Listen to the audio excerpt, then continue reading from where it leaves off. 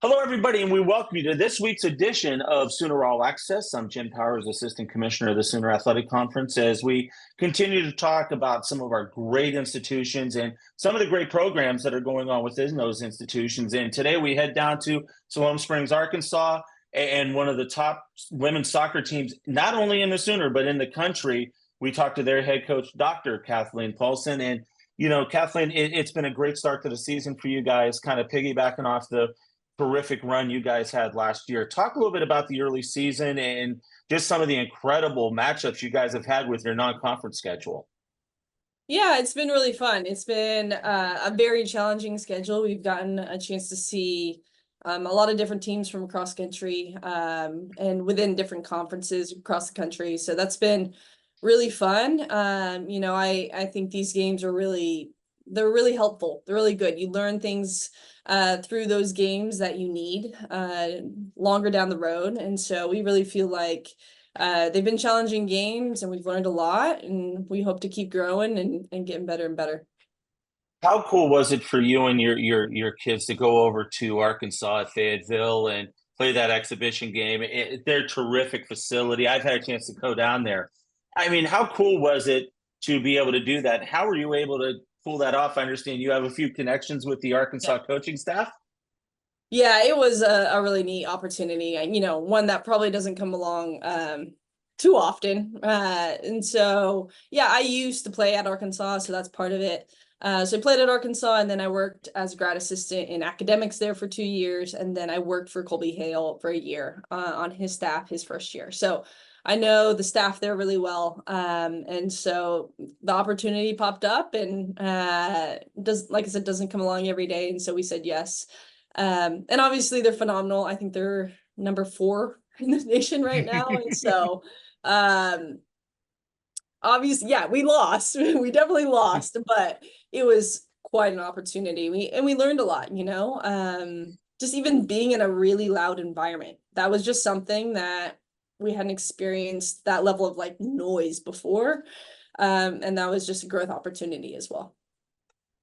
Coach, you guys have been the top team in the SAC for a few years now, and you've got another terrific group back. What do you tell your players year in and year out during the summer workouts and the preseason workouts to keep the expectation where it's at, and that's to be the reigning defending champions of the Sooner Athletic Conference? Yeah, I think it's easy to hyper focus on results and those things. And we talk a lot about living our behaviors. Who are we and who do we want to be? And it always comes back to our behaviors. And sometimes you'll get results out of that, but regardless, we say like what we care about most is that we live the behaviors of who we say we want to be well, and the rest will take care of itself. And even if it doesn't, we feel like we've done the right thing. And so for us, year in, year out, are we who we say we're going to be? That's the question. And let the results fall where they will, but that's our focus. Coach, and you've got a terrific leadership core group coming back again this year. Talk about some of those seniors that have been a part of this program for the last couple of years and kind of their message to the younger players, those freshmen and sophomores that are starting to get a feel of what John Brown women's soccer is all about. Yeah, I think we have great leadership on this team.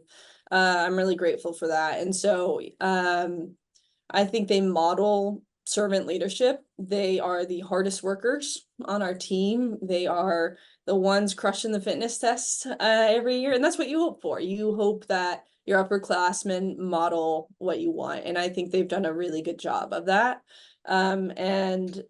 We have a lot of new players. We have 9 new players. So about not quite half our team is new, but it's just kind of getting everyone moving in the same direction. But they've done a wonderful job as a senior class. And then we have a 5th year in there as well. Yeah. And by the way, I will say this, those fitness tests that soccer players go through are no joke. No, they're Because not. when I worked in Maryville, I used to sit there and watch the soccer teams go through the beep test and all that. No, this kid could never even survive going up and down one time, let alone as many as they did. So, yeah, you got to be in shape to play soccer. I'll say that. It feels like a I rite of think passage, in soccer. So Back in the day, maybe not now. No, not even going to happen now. So, talk about Julia Lambert and what she's meant for you guys. She's one of those leaders. She's one of those types of players that everybody rallies around, and she's already off to a terrific start this year. Yeah, she's come in and she's done a great job. And, I think the thing I am most proud of is just watching her growth from freshman year to even now. Like I said, we talk about those behaviors and watching Yeah. her grow and grow and grow in those. I think she's done a great job of doing that. And so she's become, I think every person is super important as we talk about these things, right? And I think she's done a great job of buying in, believing in who we are and living those out. The sooner this year is going to, and this is a term that I use when you've just got so many teams that are so good, it turns into a rock fight basically every weekend when we get into conference play. And you look at who you guys beat in the championship game last year, USAO, off to a fast start, Oklahoma City, you guys, you got Mid-America. I mean, the Sooner is so good on the women's soccer side. Talk a little bit about that and just how good of a conference we really are. Yeah, I think it's been really fun to see the growth, especially in the last couple of years. I really think, you go into every game and like you better be ready. It's a battle. And so, yeah, I think there's a lot of coaches out there doing a really good job. And you see that growth year in and year out. I'm like, okay, like looking around, looking at the records, even this fall, like teams are off to great starts. So it's exciting. It's exciting for a conference because ultimately iron sharpens iron. Like we all need those games to grow, to get better, to be ready for the national tournament. And so it's just exciting to have those in conference.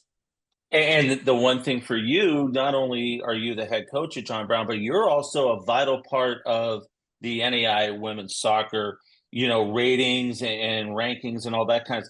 Talk a little bit about what goes into this aspect of what you do as a coach, because not a lot of people understand what the Raiders do and the committee does with selections and all that stuff. And it's a lot more time than people expect. Yeah, it is. It is actually a lot of work. This year too, specifically, there's been a pretty big shift within the NAI and women's soccer. And so the poll, they're now called, instead of ratings, they're now called polls. But the polls are kind of purely more for the press, but it's not necessarily the main driver of selection. And so the last decades, it's been the coaches poll has been so important, and it still is a accurate, I think, hopefully reflection of what's happening in the country. But now it has to do with RPI a little bit more. So your winning percentage, your opponent's winning percentage, and your opponent's winning percentage. Those kind of all of those pieces in that puzzle are really driving selection. And so I think it's an exciting thing. There's a lot less probably opinion in selection and fact. And so it's been really fun to see kind of this transformation within the NAI and how we choose to run the national tournament to how selection happens and all of those things. So I think that's probably been the best part, is watching some of these shifts and transitions. And I think it's going in a great direction. It's moving in a great direction. And I think it'll be a little more clear too of like what you need to do. And the one thing too, and this is something that I'm used to, is these non-conference matchups. You're starting to see a lot of teams that are very good matching up against each other because of the shift that you just mentioned, and how things are being perceived and looked at with strength of schedule and all that. So you're kind of seeing the non-conference schedules really get beefed up a little bit. Yeah, and I think I think that's something I like about this new system, is that there is going and getting those hard games, those big games, like it matters. It gets rewarded. And I think that's just massive because that grows the game. Like you want great games if you can every week, because that's ultimately the end product. The national championship will be battle tested teams that have improved. and have learned lots of lessons throughout the season. So I really think it ends up elevating the game across the board. Coach, you're down there at John Brown, and I had a chance to be down there a couple times last year for the championship match, and then for the outdoor track and field championship. And I love the campus. I love what you guys stand for. Talk a little bit about your experiences there at John Brown University and how it really is integral in shaping student athletes into be better human beings once they graduate. Yeah, I've obviously loved it here. It's been a great place. And I think it starts with leadership. I think there's always a trickle down effect. And I think our president, Chip Pollard, I think he does a wonderful job. I think he is a great leader. And then we have Robin, our AD, and she does a wonderful job as well. And you see, I really believe you see this trickle down effect, and it gets lived out in the lives of the students. And so I think that's what I would say if I had to say something about John Brown is, yes, we have nice facilities, and I think the campus is really well taken care of and all those things, but it starts from the top, and that's good stewardship of finances to great decisions from our leadership. And so it's a joy to work here. It's a joy to follow good leaders, and it's just fun to be able to trust, like, yeah, like we're moving in the right direction. And so I feel that a lot here, so I'm grateful.